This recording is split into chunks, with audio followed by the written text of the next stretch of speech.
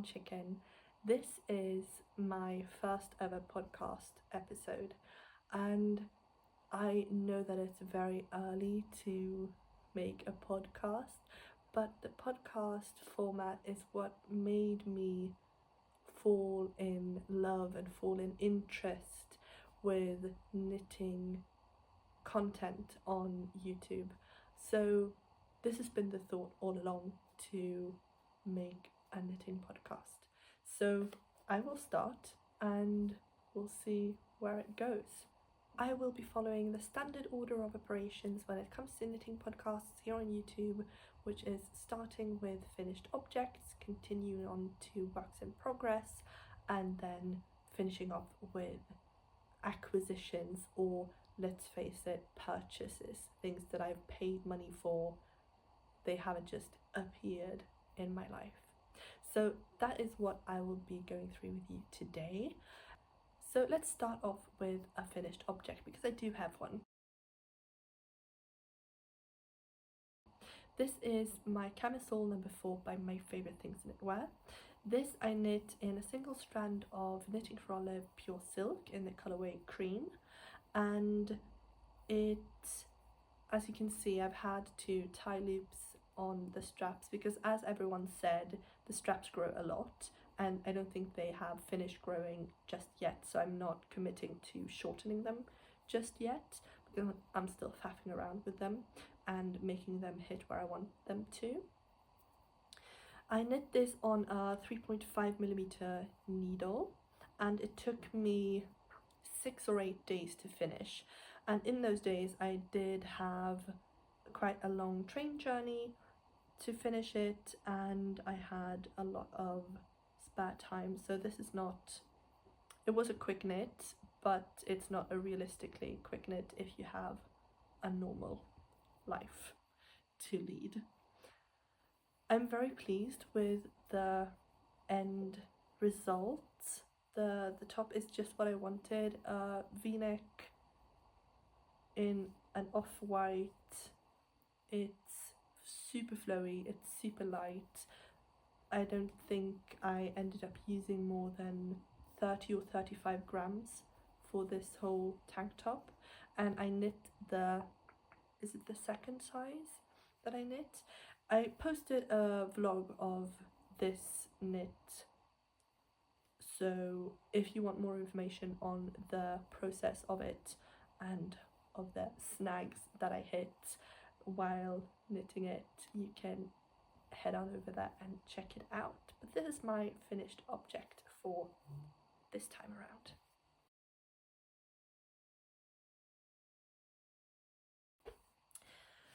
Now moving on to works in progress. I do have some works in progress that I'm currently not working on, so I won't be talking about those because I foresee them being topics for other podcasts. But the 3 projects that I am working on are all green, which is surprising to no one. First off, I am working on the Oh My Figure dress by Oh My Knits. This is a 2x2 ribbed, very figure hugging bodycon dress with full length sleeves, and it's calf length. I'm knitting it on a 3mm needle in the Go Handmade Tencel Bamboo Double, together with Knitting for Olive's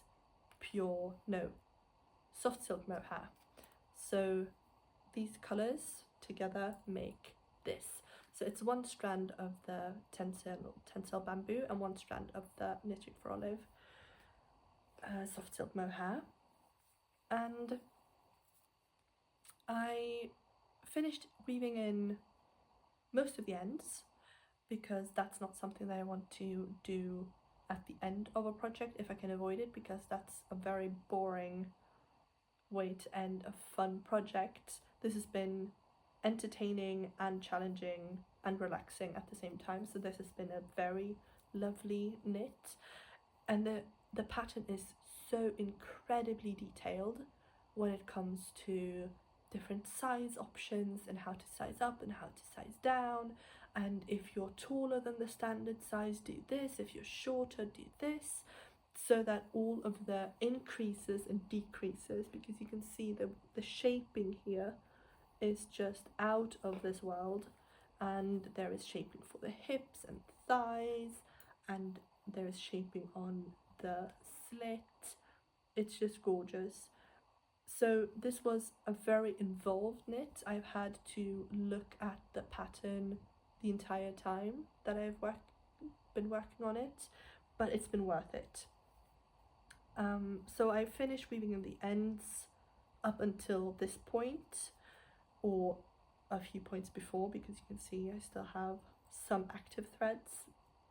I did attach a label to the back of the neck because with my contact information, because if I lose this, I want people who find it to be able to return it to me, so they need my contact information. And it says, found me, please return to, and my email address. Because what if I lose it abroad?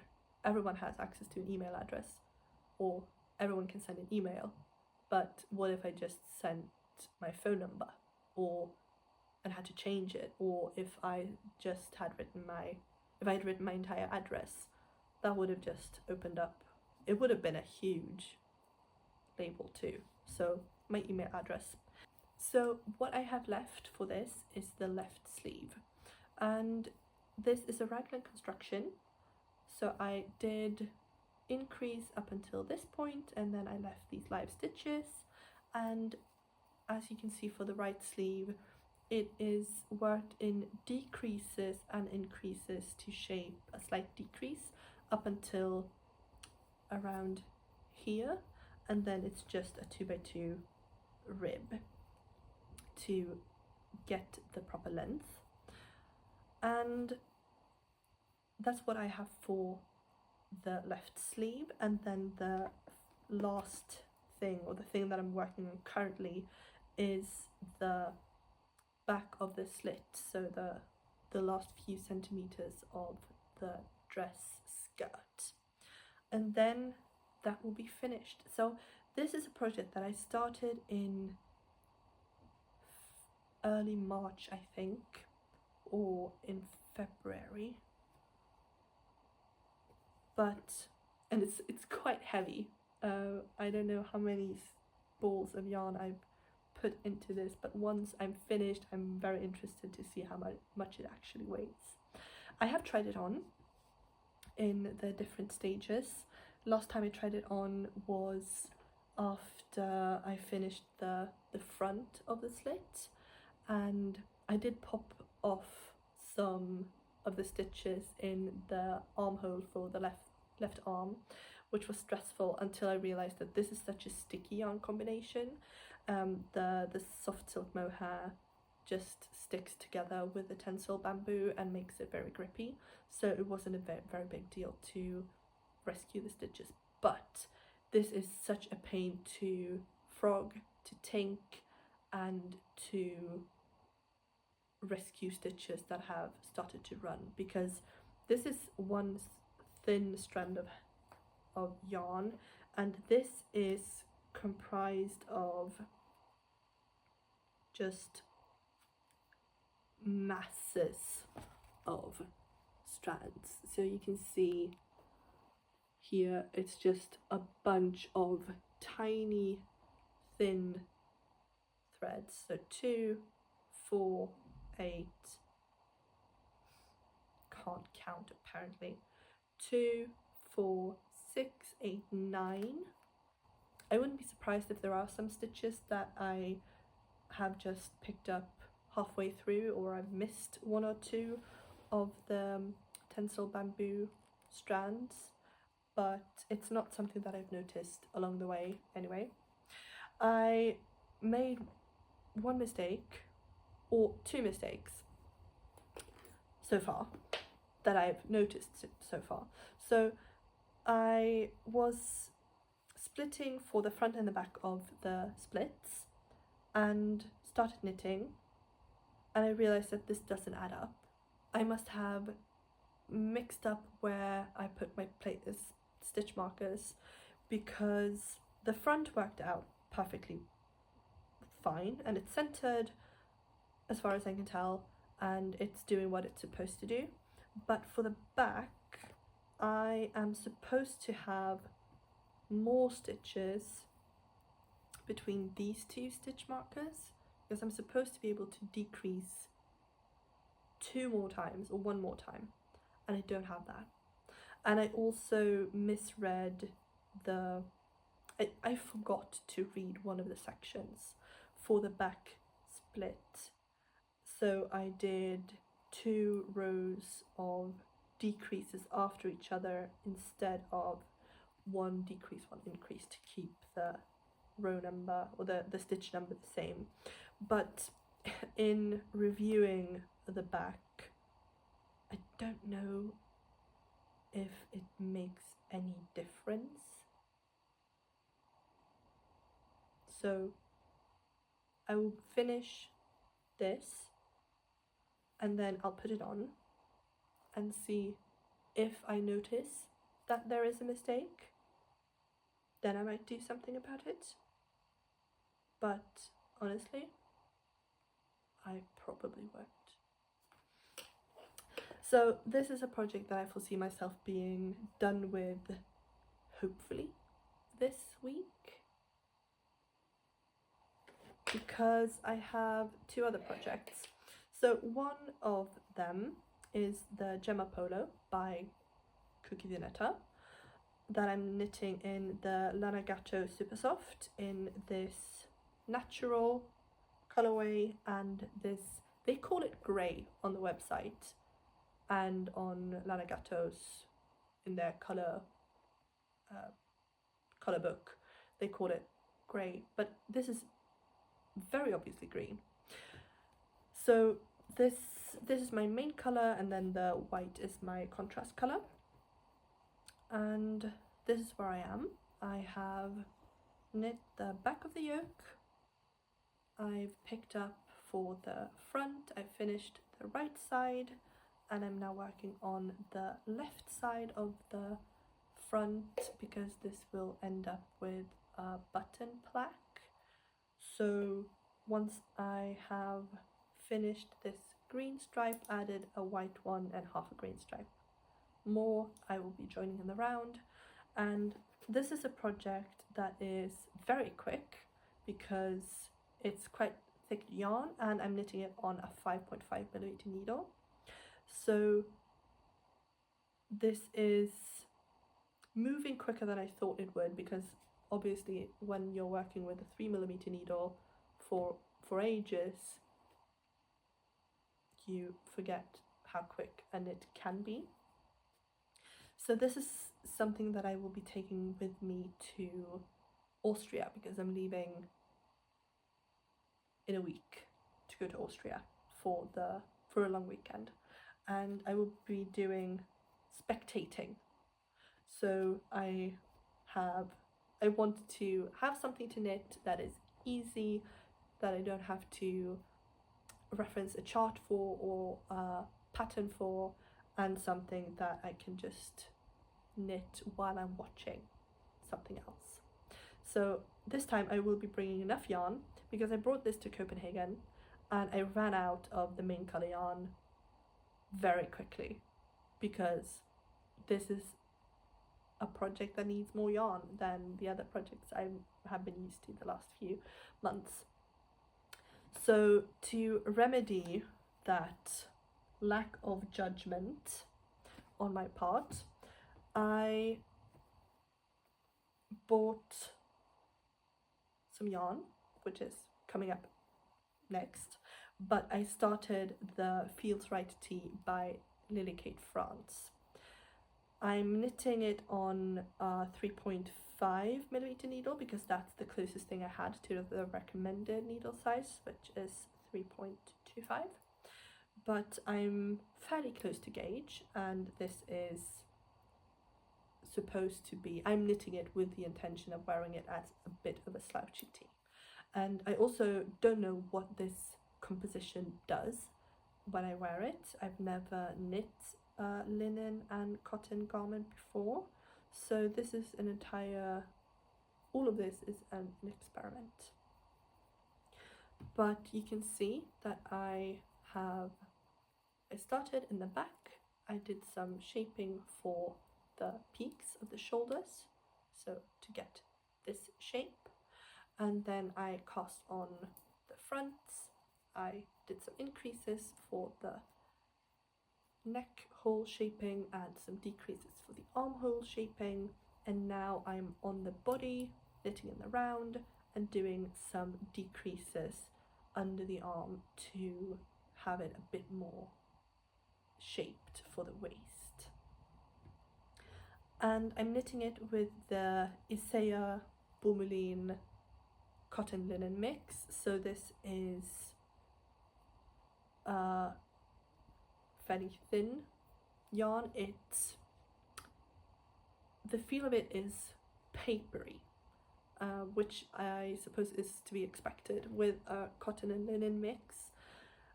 I am expecting it to loosen up and to be quite a lot softer once I wear it and wash it, but I don't know what the yarn will do in shape, in terms of shape after blocking and wearing.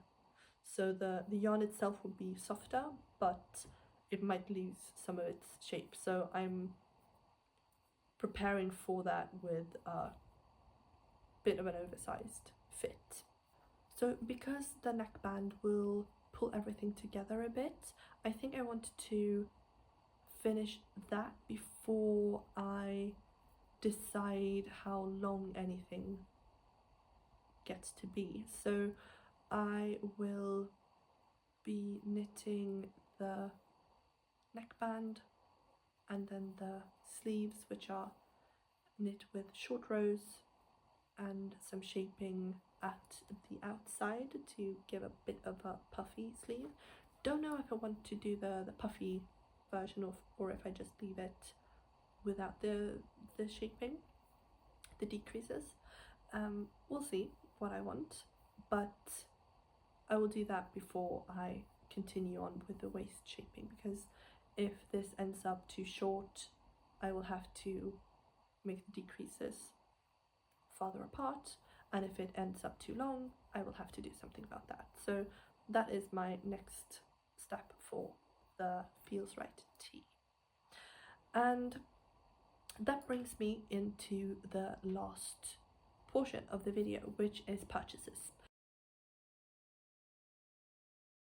Because I haven't acquired things, I have bought them. I have bought the Isea Boumeline yarn. I bought 4 of these. So these are 220 grams each, and I bought 4, and that is solely because I brought too little yarn and I wanted something to knit on my holiday. So this purchase was an interesting mix of impulse and considered, because we were visiting one of the yarn stores that I wanted to visit, and I found this yarn and I liked it. I was curious, but I didn't have a pattern in mind, and I didn't want to buy just for the sake of buying something. So I actually took the information, did some googling, and then back at the hotel I went through my Ravelry page, my Ravelry favorites and queue, to see if I had something that would work with this. And I did have the Feels Right tee favorited, and I did some maths and I figured out how much yarn I would need for it. I think I made a mistake in that calculation, because I mean, I'm this far along and this is the second ball. I've just started on the second ball, so I think that I have quite a bit too much of the yarn, but you live and you learn. I asked my partner if it ends up being too much, do you want something made of this? And I got not the most enthusiastic response, so I will see what I do with the leftover yarn. If there is any, this might just swallow up so much more yarn than I think it will, but I will see. And then at the same yarn store that we then did end up going to get that yarn, I also bought one little stitch marker. This is just a very cute marker because I have these standard plastic ones. Hang on, where do I have a stitch marker? Oh, right, I do have it here. So I have these stitch markers, and these denote where the middle and beginning of round is, to do the decreases. But to differentiate between these, I have just tied a small piece of string on one of them, and that works, but the cherry one is so much cuter, so I will be switching that out because I can. I mean, stitch markers, these are replaceable, or they open up so you can move them. This one is fixed, so it's just a ring that you slip over to your needle when you pass it. So these have two different jobs to do. So these fill two different roles, and you don't need both. I don't need both, but I wanted the cherries. So these are all my finished objects, works in progress and purchases for this time. Thank you so much for watching. If you liked the video, do like it. If you want to, please do subscribe and keep an eye out on the channel because I will be posting updates on my Feels Right tee and my Gemma polo once I have anything to update. But thank you for being here and take care. Bye.